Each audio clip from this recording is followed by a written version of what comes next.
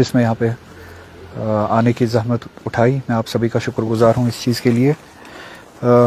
پہلے کچھ باتیں ہیں جن کو یہاں پہ میں ایڈریس کرنا چاہتا ہوں. آج 13 اپریل ہے اور وائس رائے شاید یہاں پہ 1 اپریل کا جوک 13 اپریل کو سنانا چاہتے ہیں. 1 اپریل کا جو ویسٹرن ورلڈ میں معروف ہے کہ اپریلز فول بنایا جاتا ہے, وہی کوشش یہاں کی ایڈمنسٹریشن جو دلی سے کنٹرول ہوتی ہے کوشش کر رہی ہے کہ 13 اپریل کو اس طرح کا جوک بنایا جائے. میں بھی ان کے اس اقدام کے بارے میں تھوڑی سی بات کرنا چاہتا ہوں, جس کے حوالے سے کل سے ہوا بنانے کی کوشش کی جا رہی ہے کہ ایک بہت بڑا لینڈ سکیم ہوا ہے, اور جس لینڈ سکیم میں میں شامل ہوں. میں نے کوئی اس میں سکیم کیا ہوا ہے, اور بہت سارے دوستوں نے, بہت سارے لوگوں نے سوال کیے اس حوالے سے کہ یہ کس قسم کا سکیم ہے, یہ مسئلہ کیا ہے, یہ جو کیس بنایا گیا ہے. اس کے حوالے سے سوال پوچھے. میں آپ دوستوں کے ذریعے ان لوگوں تک یہ بات پہنچانا چاہتا ہوں کیونکہ میری ذمہ داری بنتی ہے لوگوں کے تئیں, ورنہ اس کیس میں نہ کوئی جان ہے, نہ کوئی سچائی ہے, نہ حقیقت ہے, نہ میرا کوئی لینا دینا ہے, نہ میری کوئی ایکٹیو یا پیسو پارٹیسپیشن ہے. ہمارے جو لوگ ہیں جن کا ایک ٹرسٹ کا رشتہ بنا ہے, اور اس ٹرسٹ کے حوالے سے, اس اعتماد کے حوالے سے میری ذمہ داری بنتی ہے کہ لوگوں کے ذہنوں میں اگر کچھ سوال ہے ان سوالوں کو کلیئر کیا جائے. اور جیسے ان کے لیے کل, لوگوں کے لیے کل سرپرائزنگ تھا یا شاکنگ تھا, اتنا ہی سرپرائزنگ میرے لیے بھی تھا. یہ لینڈ سکیم کے بارے میں جو چارج شیٹ بنایا گیا ہے, چارج شیٹ جب بنایا گیا اور چارج شیٹ جب داخل کیا گیا اسی دن مجھے بھی پتہ چلا. اس سے پہلے نہ کوئی پرائر نوٹس, نہ اس حوالے سے ACB کی طرف سے نوٹس یا کوئی کمیونیکیشن, مجھ سے کوئی اوپینین مانگی گئی ہوتی یا سوال ہی پوچھے ہوتے یا کویشچننگ ہی ہوئی ہوتی. نہ ACB کے حوالے سے, نہ پولیس کے حوالے سے, نہ ایڈمنسٹریشن کے حوالے سے ان 20 سالوں میں کوئی کمیونیکیشن نہیں, کوئی اپروچ نہیں یا کوئی کویشچننگ نہیں.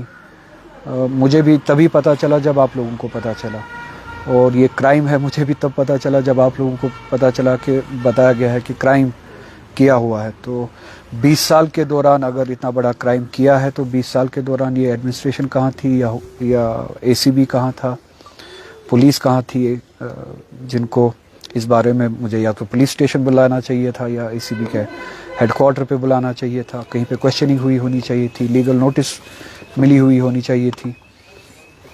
چارج شیٹ سے پہلے نہ کوئی لیگل نوٹس ملی ہے, نہ کچھ ہے, کیونکہ میرے دماغ میں بھی نہ کوئی ایسی بات تھی. 20 سال پہلے یہاں بیمنا میں لینڈ ایکویزیشن کی گورنمنٹ نے, اور اس جگہ کا نام ہے دربل. اس جہاں پہ یہ لینڈ ایکویزیشن ہوئی وہ ڈل ڈیولپرز کی ریہیبلیٹیشن کے لیے وہاں پہ کالونی بنائی گئی.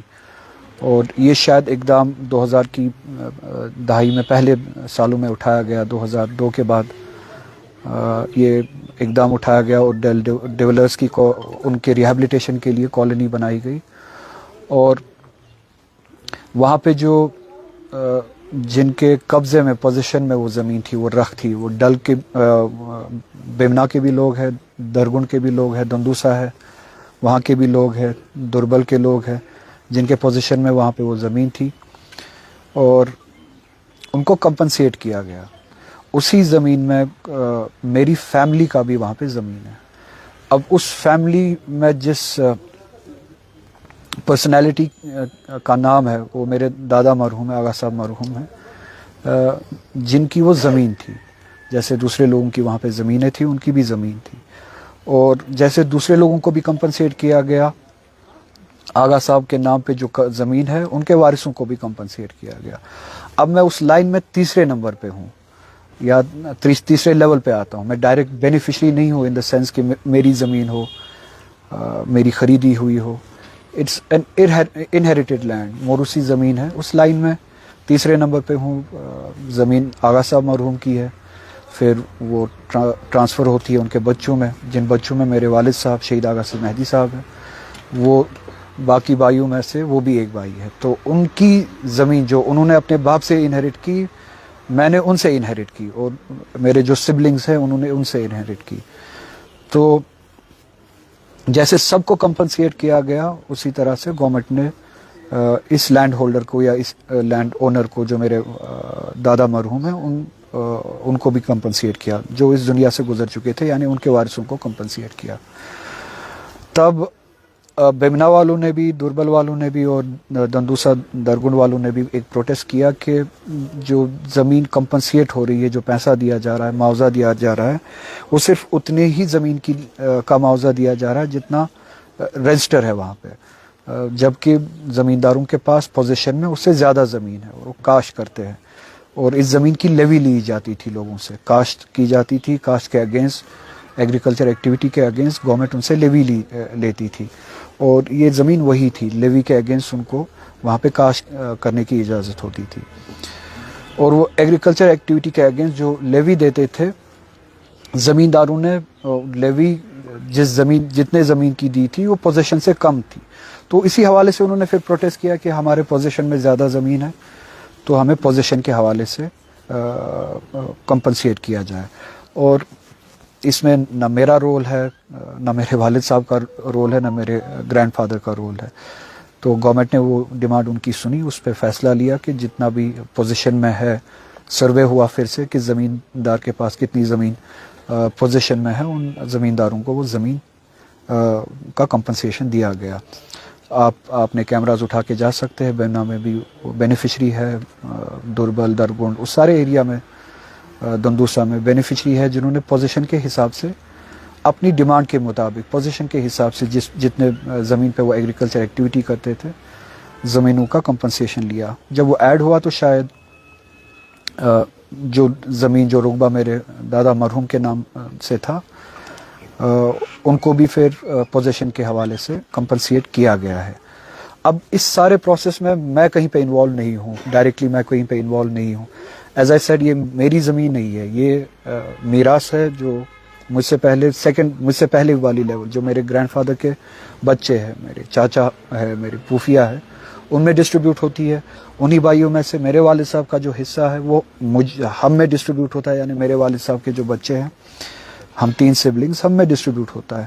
اور ہماری فیملی میں جہاں پہ جو رہتا ہے, جہاں پہ ہم نے گھر بنایا ہے, میرے دادا مرحوم کے بچوں نے جہاں پہ گھر بنائے ہیں, انکلوڈنگ مائی فادر, جہاں پہ میں یہاں پہ رہتا ہوں, جتنی بھی زمین تقسیم ہوئی ہے ابھی تک وہ صرف اتنی ہی ہوئی ہے جہاں پہ ہم نے گھر بنایا ہے. اس سے باہر جتنی بھی آغا صاحب مرحوم کی زمینیں تھی جو ان کے بچوں میں تقسیم ہونی چاہیے تھی, ابھی بھی تقسیم نہیں ہوئی ہے.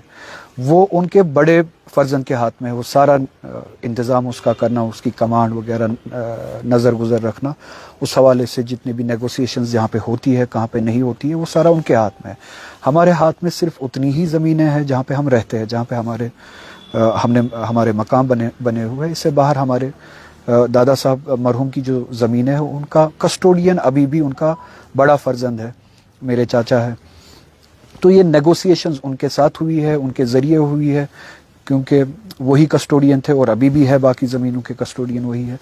نہ نیگوسیشنز کے بارے میں ہمیں پتہ ہے, نہ زمین کے مقدار کے بارے میں ہمیں پتہ ہے. میں 3rd جنریشن سے ہوں, مجھے اس بارے میں کوئی علم نہیں ہے, نہ زمین کے مقدار کے بارے میں, نہ زمین کی قیمتوں کے بارے میں, نہ زمین کے پوزیشن کے بارے میں, نہ زمین کی ایکٹیویٹی کے بارے میں. ہمارے یہاں ابھی بھی کنفیوژن ہے کہ کہاں پہ کون سی زمین ہے. تو جیسے ہر گھر میں ہوتا ہے, وہ ابھی ڈسٹریبیوشن ابھی پوری نہیں ہوئی ہے.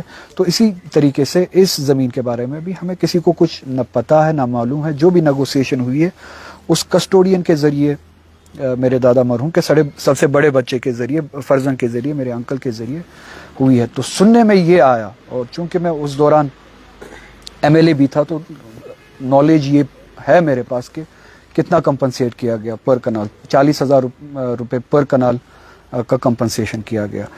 اور جو میرے والد میرے دادا مرحوم کی زمین تھی جو ان پوزیشن تھی, جس پہ ایگریکلچر ایکٹیویٹی ہوتی تھی, وہ 90 کنال کی تھی.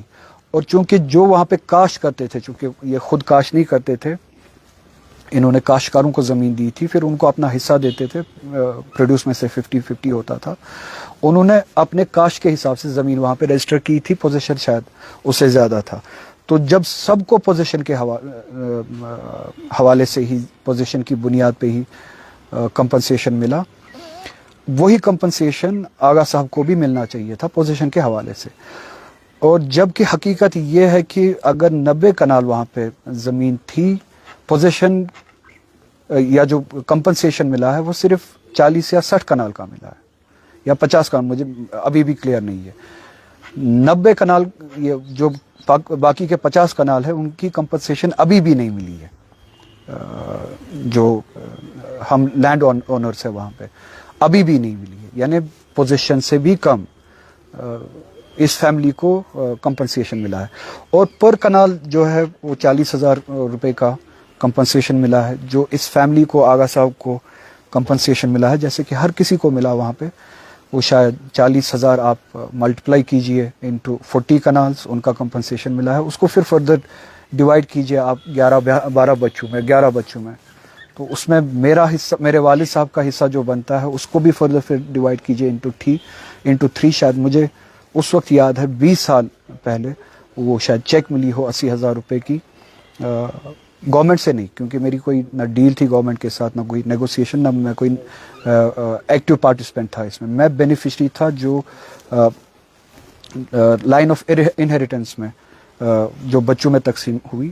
تو میرا شیئر وہی 80,000 کا بنا، میرے سبلنگس کا اپنا شیئر بنا انٹو 2 آپ کر دیجئے. وہی ہے یہ سب سے بڑا اسکیم جس کو بتایا جاتا ہے کہ کروڑوں کا اسکیم کیا گیا ہے. شاید وہ بھی مجھے فیملی کے ذریعے سے، جو کسٹوڈین ہیں ان کے یہاں سے، ان کے اکاؤنٹ سے پیسہ آیا 80,000 روپے کا. تو اس زمانے میں 20 سال پہلے. اس سے زیادہ نہ میری اس میں کوئی مداخلت ہے، نہ کوئی ایکٹیویٹی ہے، نہ کوئی نیگوسیشن ہے، نہ کوئی ایکٹیو پارٹیسپیشن ہے. اب اس سے زیادہ اگر کچھ ہے تو میں چاہتا ہوں کہ نہ صرف ACB بلکہ NIA بھی لائیے، جلد از جلد اس پہ انویسٹیگیشن کیجیے، سخت سے سخت انویسٹیگیشن کیجیے. جنہوں نے بھی اس میں خدا نخواستہ کوئی کرپشن کیا ہو، ان آفیسرز کو بھی، ان لوگوں کو بھی، ان بینیفیشریز کو بھی اگر کوئی کرپشن ہوا ہے ان کو آپ منظر عام پہ لائیے، سختی سے ان کے خلاف کام کیجیے. اور یہ کروڑوں کا، اربوں کا جو یہ اسکیم ہوا ہے اس کو منظر عام پہ لائیے، اس کے ایک ڈیٹیلز بھی منظر عام پہ لائیے. تو یہ تھی اس حوالے سے بات. میں یہ جو آپ دوستوں کو پتہ ہی ہے کہ ماحول کیسا ہے پچھلے سالوں سے، اور بالخصوص کچھ دنوں سے ماحول یہاں پہ اور ہی زیادہ ایگریسو ہوتا ہی جا رہا ہے پورے ملک میں. BJP کا مسلمانوں کے حوالے سے وقف بل ہو یا بلڈوزر جسٹس ہو، اور کشمیر کے حوالے سے آپ کو پتہ ہی ہے. میں آپ کے ذریعے ان لوگوں تک صرف اتنا ہی کہنا چاہوں گا کہ مجھے خاموش کرانے کا صرف ایک ہی طریقہ ہے، اور ان جیسے بچگانہ ہتھکڑوں سے میں تو خاموش ہوں گا نہیں. ایک ہی طریقہ ہے، جموں کشمیر کے لوگوں کا حق جو ہے 370 وہ واپس کیجیے. اس دن کے بعد میں خاموش ہو جاؤں گا. جو پورے ملک میں مائنورٹیز کے ساتھ اور مسلمانوں کے ساتھ زیادتیاں ہو رہی ہے وہ زیادتیاں ختم کیجیے، بند کیجیے. اس دن کے بعد میں خاموش ہو جاؤں گا. جموں کشمیر کی ریاست نے جس بنیاد پہ ایکسیشن کیا ہے اس ملک کے ساتھ، اور ایکسیشن کے جن شرائط کو آپ نے توڑا، ان شرائط کو بحال کیجیے. اس ریاست کی ڈگنیٹی کو، کانسٹیٹیوشنل رائٹس کو بحال کیجیے. ہماری آٹونمی ہے، ہماری جو ڈگنیٹی ہے وہ بحال کیجیے. اس دن کے بعد میں خاموش ہو جاؤں گا. مسلم رائٹس کا خیال رکھیے، اس دن کے بعد میں خاموش ہو جاؤں گا. مائنورٹی رائٹس کو خاموش کیجیے، ان کو بحال کیجیے. اس دن کے بعد میں خاموش ہو جاؤں گا. اس طرح کے حرکتیں، بچگانہ حرکتیں آپ کرو گے، اس کا الٹا اثر پڑے گا. اور جس درسگاہ سے میں آتا ہوں، میں یہ کہتا چلوں، وہاں پہ مقاومت میں، ریزسٹنس میں تکلیفیں اٹھانا پینیکل ہوتا ہے. وہاں پہ پینیکل ہے کہ سر نیزے پہ چڑھ جائے. وہاں پہ اس دن کا انتظار کیا جاتا ہے کہ حق کے لیے، صداقت کے لیے سر نیزے پہ بھی چڑھ جائے. تو آپ کچھ بھی، یہ تو مذاق ہے، آپ کچھ بھی اس کے بعد بھی بنائیں. میری ذات ان چیزوں سے خاموش ہو نہیں سکتی ہے، کیونکہ اس درسگاہ میں، جس درسگاہ سے میں سیکھ کے آیا ہوں، جس درسگاہ سے میں بلانگ کرتا ہوں، وہاں پہ سر اٹھنا نیزے پہ، سر حق کے لیے پینیکل ہے، عروج ہے. اور ہم انتظار کر رہے ہوتے، ہم تلاش کر رہے ہوتے اس دن کا. تو اذیتوں کے لیے میں نے خود کو آمادہ کیا ہے. یہ اس طرح کی حرکتیں جو ہے مجھے خاموش نہیں کر سکتی ہے. اسکیم کے بارے میں نے آپ کو کہا کہ یہ کس قسم کا اسکیم ہے. میں آپ سبھی سے گزارش کروں گا آپ بیمنا میں چلے جائیں. پوزیشن کے حوالے سے یہ کیبنٹ ڈیسیجن ہے, یہ گورنمنٹ کا ڈیسیجن ہے, یہ کسی انڈیویجول کا ڈیسیجن نہیں ہے. یہ گورنمنٹ کا ڈیسیجن ہے کہ پوزیشن کے حوالے سے وہ جو رق کی زمین ہے وہاں پہ جو کاشت کر رہے تھے اس پہ ان کو پوزیشن کے حوالے سے پوزیشن کے مطابق پیسے دیے جائے. اسی حساب سے میری فیملی, میرے دادا مرحوم کی جو زمین تھی وہاں پہ میری نہیں تھی, اس فیملی کو بھی اپنے اپنا حصہ دیا گیا پوزیشن کے حساب سے, جس سے میرا حصہ 80,000 روپے کا بنتا تھا. اگر اسی 80,000 پہ ان کو لڑائی لڑنی ہے یا 1,00,000 روپے پہ ان کو لڑائی لڑنی ہے, میں لڑائی لڑنے کے لیے تیار ہوں. آپ جا سکتے ہیں وہاں, سبھی سے پوچھ سکتے ہیں کہ کتنے لوگوں نے, ہزاروں لوگوں نے, میرا خیال ہے 5,000 کنال جو ہے ایز پر پوزیشن ابھی تک وہاں پہ کمپنسیشن مل چکا ہے, جبکہ ملنا چاہیے تھا اس سے زیادہ. تو یہ اس مذاق کے بارے میں. ہاں, آپ کے ذریعے میں اپنے باقی فیملی ممبرس کا ان کے لیے یہی بات کہوں گا کہ میں معذرت خواہ ہوں کہ میری وجہ سے آپ کو بھی تکلیف اٹھانی پڑ رہی ہے. کسٹوڈین کے علاوہ باقی فیملیز جس کے ہاتھ میں یہ سب کچھ ہے, جو یہ کسٹوڈین ہے, اس ایک کے علاوہ باقی سبھی فیملی ممبرس جو اس میں جن کو کھینچا گیا یا ناخواستہ طور جو کھینچے گئے اس میں. اب کیس ان کو بنانا تھا کہ بناتے کیسے, اب پتہ نہیں کہاں سے کون سی چیزیں اٹھا کے, اب they also got dragged into this. It's a fight with me. I hope you understand. میں اپنی فیملی ممبرس کو یہ کہتا ہوں, یہ میرے ساتھ جو یہ لڑائی ہے آپ سمجھ سکتے ہیں کہ اس لڑائی کا نتیجہ ہے. امید ہے کہ آپ مجھے معاف کریں گے اس لیے کہ آپ کو تکلیف اٹھانی پڑ رہی ہے, مگر ساتھ میں یہ بھی امید ہے کہ آپ اس لڑائی میں انشاءاللہ دوسرے لوگوں کی طرح بھی, عام کشمیری کی طرح بھی میرے ساتھ ہوں گے. یہ اس اسکیم کے حوالے سے. دوسرا, یہ وقف بل پہ جو باتیں ہوئی وہ تو ہوئی آپ کے سامنے. پارٹی بھی ایک اپنی پیٹیشن جو ہے وہ درج کر رہے ہیں. یہ بھی کہتا چلوں کہ میں نے بھی اپنی پیٹیشن آلریڈی تیار کی ہوئی تھی ایز این انڈیویجول بھی along with پارٹی. ہوپفلی پھر وہ مرج ہو جائے گی ساری پیٹیشنز. وہ پیٹیشن ہم درج کر رہے ہیں سپریم کورٹ میں. جہاں تک بھی ہو سکے ہم یہ لڑائی لڑیں گے. اور یہ صرف سپریم کورٹ اور پارلیمنٹ کی لڑائی نہیں ہے, اس میں لوگوں کو انوالو ہونا پڑے گا طریقے سے, پیسفلی, ڈیموکریٹکلی. ہمیں اپنے حق کے لیے لڑنا پڑے گا. اب یہ ہمارے دین پہ بات آ چکی ہے, ہمارے مذہبی رائٹ جو ہے وہ ہم سے چھینے گئے, شروعات ہو گئی ہے. تو ہمیں اپنے حقوق کے لیے, اپنے ریلیجس رائٹ کے لیے اٹھنا پڑے گا. امید ہے کہ لوگ اس کی حساسیت کو سمجھیں گے اور اس لڑائی میں سیریس ہوں گے. اپنے حقوق, ڈیموکریٹک جو ہے وہ فائٹ جو شروع ہوگی اس ریاست سے بھی اسی طرح جس طرح سے باقی ریاستوں سے بھی لوگ کوشش کر رہے ہیں, اپنی اوپینین بنا رہے ہیں اور سٹرگل کر رہے ہیں اس بل کے خلاف, وقف بل کے خلاف. اس کے بعد اگر آپ کا کوئی سوال ہے تو میں وہ سوال لے سکتا ہوں. خواجہ صاحب, آپ کو کیا لگ رہا ہے کیوں یہ جو پرانا اس طرح کا کیس ہے جو آپ بتا رہے ہیں بے بنیاد ہے, کیوں اس طرح کی چیزیں باہر لائی جا رہی ہے؟